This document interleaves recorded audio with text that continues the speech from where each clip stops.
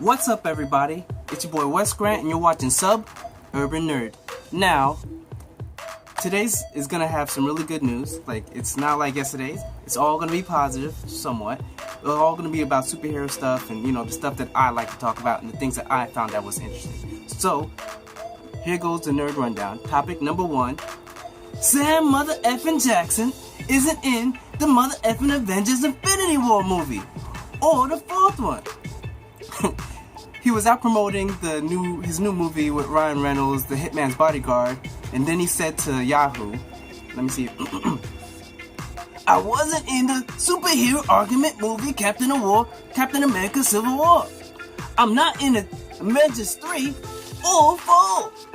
They're shooting it now, and they haven't called me yet. They wouldn't even let me go to the Black Pantherville, so it's kind of like, how you gonna make a Black Marvel movie and not let Nick Mother Effin Fury show up in it? Me personally, thank you. I tried my best to do that impression. But my impression of it is, I don't understand how they're not gonna have him in the Avengers Infinity War or the Avengers 4 movie, because he's the one that brought the Avengers together. So it really doesn't make any sense. I know he's contracted for about 9 movies, and I know he had a cameo in the Agents of S.H.I.E.L.D. He was a cameo in Avengers Age of Ultron at the end. And I know he's going to be in the Captain Marvel movie, but he's going to be younger, so I don't know if they're going to use that Benjamin Button technology to make him look younger, but I know he's going to have 2 eyes in this movie. They're probably going to show how he lost the other one. But I don't know if the way they have the movie, like say with Black Panther, it's very hidden and it's sort of like a self-contained kind of movie. So I don't really know how Nick Fury would fit into that. But as far as the Avengers, they really should have him in. I don't know why they wouldn't. It doesn't make sense why they wouldn't have him in there. But I think it'd be very wrong. But then again, you know what? They haven't called him. They haven't let him know. Most likely, if they were gonna have him in there, they'd let him know. The only way I could see them not letting him know right now while they're filming is if they put him in a cameo, which I don't think would do it justice. But here's hoping that, Samuel, you get your shot. And the way he did is like, boss, so he's like literally calling out Marvel, so everybody probably starts making videos and stuff like this, just trying to be like, yo, what's going on? So then they're kind of forced to make him like a part, which I hope if they do, it fits the story. I don't want them to just throw him in there and then you're like, what's he doing? So, on to the next story. Daniel Craig is confirmed to do the next James Bond movie.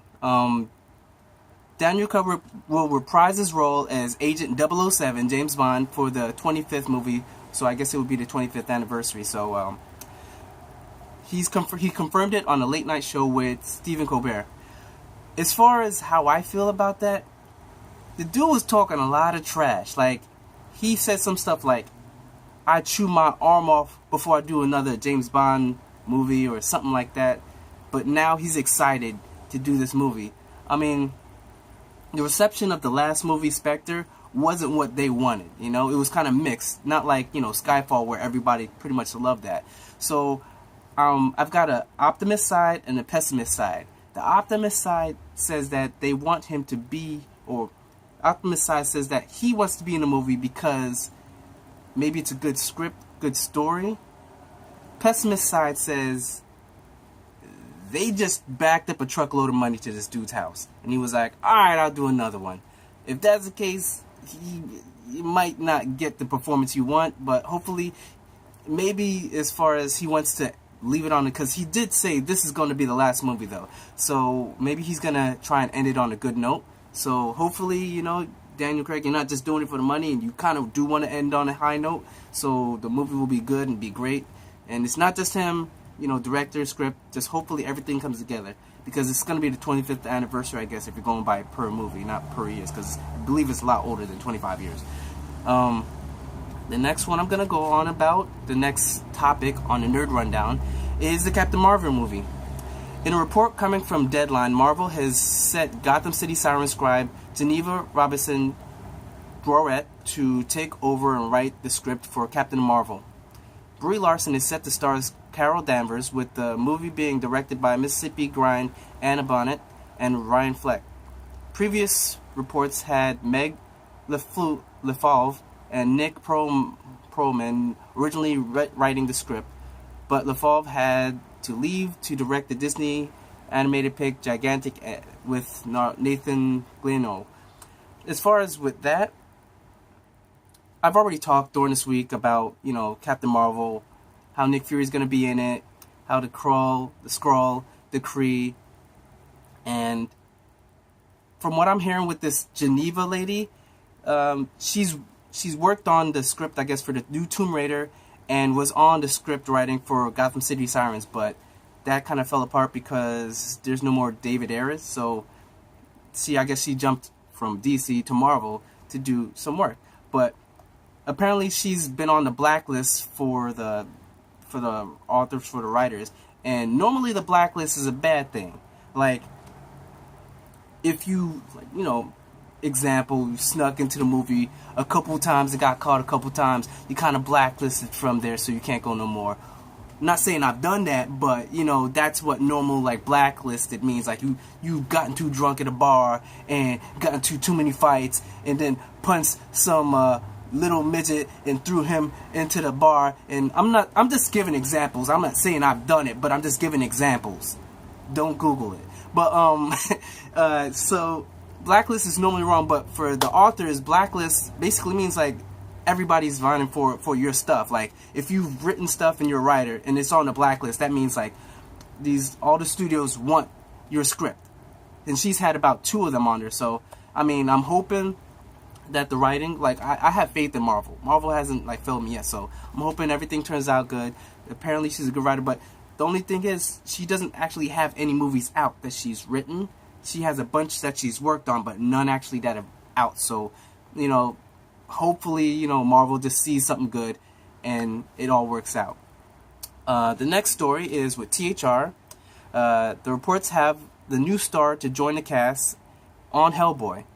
Her name is Sasha Lane. She'll be joining David Harbour from Stranger Things, Mila Jovovich from Resident Evil and The Fifth Element for all you old cats out there, and Ian McShane from Pirates of the Caribbean.